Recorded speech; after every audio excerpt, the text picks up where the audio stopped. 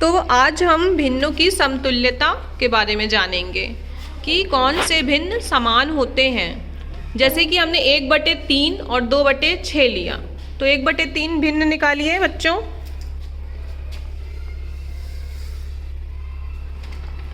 ये क्या है? 3 में से 1 भाग, मतलब ये 1/3 हो गया। ये हो गया 1/3 ना। और 2/6 निकालिए, 6 में से 2 भाग। अब इनको एक दूसरे के ऊपर रखिए, तो क्या देख रहे हैं? 1/3 वाला भाग और 2/6 वाला भाग एक दूसरे के ऊपर बिल्कुल फिट हो गया, मतलब दोनों एक दूसरे के बिल्कुल बराबर है ना, कहीं से भी निकल नहीं रहा है।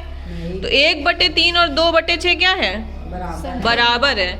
और ऐसे भिन्न जो कि बराबर होते हैं उन्हें हम क्या कहते हैं? समतुल्य।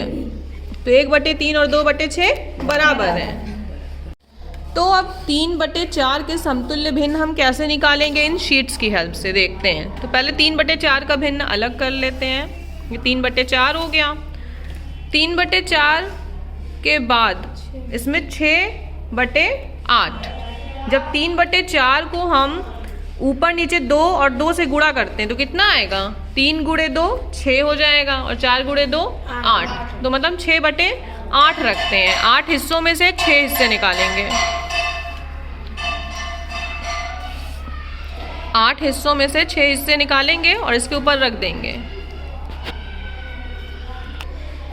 तो ये 8 हिस्सों में से 6 हिस्से हमने रख दिया, मतलब ये 6/8 है। और इसके नीचे कौन सा था? 3/4। और ये 6/8, दोनों एक दूसरे के बराबर बिल्कुल है ना। ठीक है। अब नेक्स्ट हम इसमें 3 से गुणा करते हैं। 3 तिरिक 9 और 4 तई 12, मतलब 9/12। 12 में से 9 भाग इसके ऊपर रखो।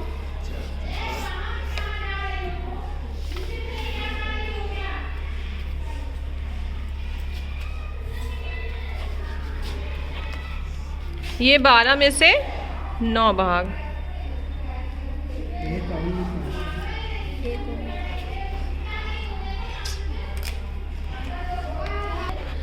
तो 12 में से 9 भाग मतलब 9/12 भी बिल्कुल 3/4 के बराबर है ना। अब नेक्स्ट हम इसका 4 गुना करते हैं, मतलब 12/16। 16 में से 12 भाग अब हम इसके ऊपर रखेंगे।